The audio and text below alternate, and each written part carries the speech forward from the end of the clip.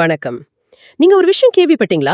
ஜெயின் ஸ்ட்ரீட்னு ஒரு foreign company நம்ம இந்திய பங்குச் சந்தையில வெறும் 2 வருஷத்துல 36,500 கோடி லாபம் பார்த்திருக்காங்க. ஆமா, அதுல ஒரு பெரிய தொகை, அதாவது 4800 கோடி தில்லுமுள்ளு பண்ணி சம்பாரிச்சதா ஒரு பேச்சு அடிப்படுது. அடேங்கப்பா, இது எப்படி நடந்தது?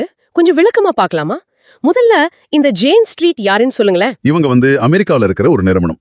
ஹை ஃப்ரீக்வன்சி ட்ரேடிங்ல ரொம்ப கெட்டிக்காரங்க. ஹை ஃப்ரீக்வன்சி ட்ரேடிங்னா அதாவது கம்ப்யூட்டர் அல்காரிதம்ஸ் வச்சு ரொம்ப வேகமா வாங்கி விக்கிறது.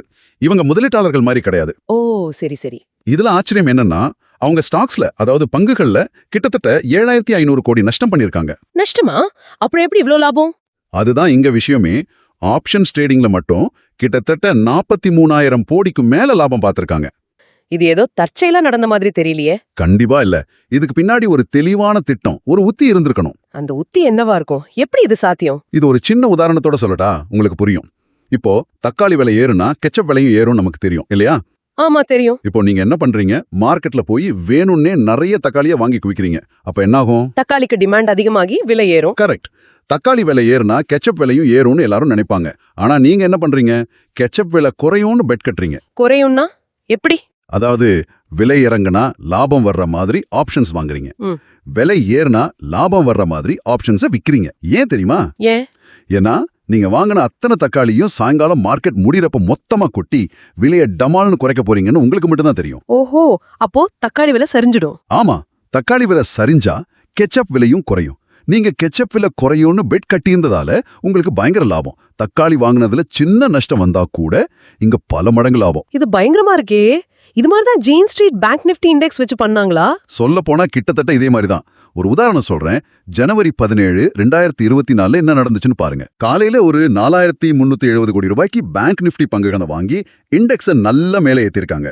அதே நேரம் இண்டெக்ஸ் இறங்கும் போது லாபம் வர்ற மாதிரி, அதாவது பேரிஷ் பொசிஷன்ல 32,000 கோடிக்கு மேல ஆப்ஷன்ஸ்ல நிலை எடுத்திருக்காங்க. சரி, அப்புறம் மதியம் ஒரு 2 மணி வாக்குல காலையில வாங்கினா அத்தனை பங்கியும் கிட்டத்தட்ட 5,372 கோடிக்கு அப்படியே வித்தாங்க. அப்போ இண்டெக்ஸ் என்ன ஆகும்? டமால்னு கீழே விழும். அதேதான். இண்டெக்ஸ் வேகமா கீழே விழுந்ததும் அவங்க வாங்கியிருந்த புட்ஸ் நல்ல லாபம் கொடுத்திருக்கு. அவங்க வித்திருந்த கால்ஸ் எல்லாம் மதிப்பில்லாம போயிருச்சு. அப்போ மொத்த லாபம்? அன்னைக்கு ஒரு நாள்ல மட்டும் பாருங்க, பங்குகள்ல ஒரு 61 கோடி ரூபாய் நஷ்டம். ஆனா ஆப்ஷன்ஸ்ல 734 கோடி ரூபாய் லாபம். நிகரமா 673 கோடி ரூபாய் லாபம் ஒரே நாள்ல. நம்பவே முடியல. ஒரே நாள்ல இவ்ளோ லாபமா? இது இல்லாம வேற ஏதாவது தந்திரம் யூஸ் பண்ணாங்களா? ஆமா, மார்க்கிங் த க்ளோஸ் அப்படின்னு இன்னொன்னு சொல்றாங்க. அது என்னது? அது நாள் முழுக்க அமைதியா இருந்துட்டு மார்க்கெட் முடிகிற கடைசி ஒரு 45 நிமிஷத்துல பெரிய அளவுல ஆப்ஷன்ஸ்ல பொசிஷன் எடுத்துட்டு, அதே சமயம் பங்குகளை வாங்கி வித்து இண்டெக்ஸ அவங்களுக்கு ஏத்த மாதிரி நகர்த்தி லாபம் பார்க்கறது. உதாரணமா ஜூலை 10, 2024 அன்னைக்கு கடைசி 1 மணி நேரத்துல மட்டும் 2,800 கோடிக்கு பங்குகளை வித்து இண்டெக்ஸ கீழே தள்ளியிருக்காங்கன்னு ஒரு பேச்சு இருக்கு. இதனால நம்மள மாதிரி சின்ன முதலீட்டாளர்களுக்கு என்ன பாதிப்பு? பெரிய பாதிப்பு இருக்கு. அவங்க சில பங்குகள்ல மட்டும் 35-40% ட்ரேடிங் வால்யூமை கண்ட்ரோல் பண்ணிருக்காங்க. இதனால பேங்க் நிஃப்டி ஆப்ஷன்ஸ்ல இருக்கிற கிட்டத்தட்ட 16 லட்சம் ரீட்டைல் ட்ரேடர்ஸ் ஏமாற்றப்பட்டிருக்கலாம். நீங்க இண்டெக்ஸ் ஏறும்னு நினைச்சு கால் ஆப்ஷன் வாங்கியிருப்பீங்க. ஆனா அந்த ஏற்றம் இவங்க செயற்கையா வாங்கினதால வந்தது. அவங்க திடீர்னு விற்கும் போது இண்டெக்ஸ் விழுந்து உங்களுக்கு நஷ்டம். நிறைய பேர் சொல்றது தானே, யாரோ மார்க்கெட்டை மேனிப்புலேட் பண்றாங்க, பெரிய கைங்க நம்ம ஸ்டாப் லாஸ் அடிக்கிறாங்க, எக்ஸ்பைரி அன்னைக்கு சரியில்லை, இதெல்லாம் நீங்க நினைச்சிருந்தா அதுக்கு இதுவும் ஒரு காரணமா இருந்திருக்கலாம். உண்மைதான். இதுக்கு நம்ம செபி என்ன நடவடிக்கை எடுத்திருக்காங்க? செபி கொஞ்சம் கடுமையாவே இறங்கியிருக்காங்க.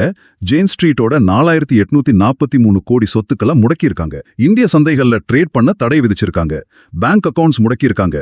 அவங்க வச்சிருக்கிற எல்லா பொசிஷன்ஸையும் 3 மாசத்துக்குள்ள க்ளோஸ் பண்ணணும்னு சொல்லியிருக்காங்க. அப்புறம் தொடர் கண்காணிப்புல வச்சிருக்காங்க. ஓகே, இப்போ இந்த சம்பவத்துல இருந்து நம்ம ரீட்டைல் ட்ரேடர்ஸ் என்ன கத்துக்க முடியும்? முக்கியமா சில விஷயங்கள் இருக்கு. ஒன்னு, குறிப்பா ஆப்ஷன்ஸ் எக்ஸ்பைரி நாட்கள்ல ரொம்ப பெரிய பொசிஷன்ஸ் எடுக்கிறத தவிர்க்கலாம். ரெண்டாவது, இண்டெக்ஸ் திடீர்னு ரொம்ப வேகமா ஏறுது இறங்குதுன்னா அதுக்கு பின்னாடி இது மாதிரி காரணங்கள் இருக்கலாமோன்னு கொஞ்சம் யோசிக்கணும். சரி. மூணாவது, நம்ம பணத்தை ஒரே இடத்துல, அதாவது ஆப்ஷன்ஸ்ல மட்டும் போடாம கொஞ்சம் பங்குகள், மியூச்சுவல் ஃபண்டுகள்னு பிரிச்சு முதலீடு பண்றது டைவர்சிஃபை நல்லது. அப்போ நம்ம இப்போ பார்த்தது ஒரு சின்ன பகுதி தானா? இந்த மாதிரி இன்னும் நிறைய நடக்குதா? அதுதான் இங்க எழும்புற முக்கியமான கேள்வி.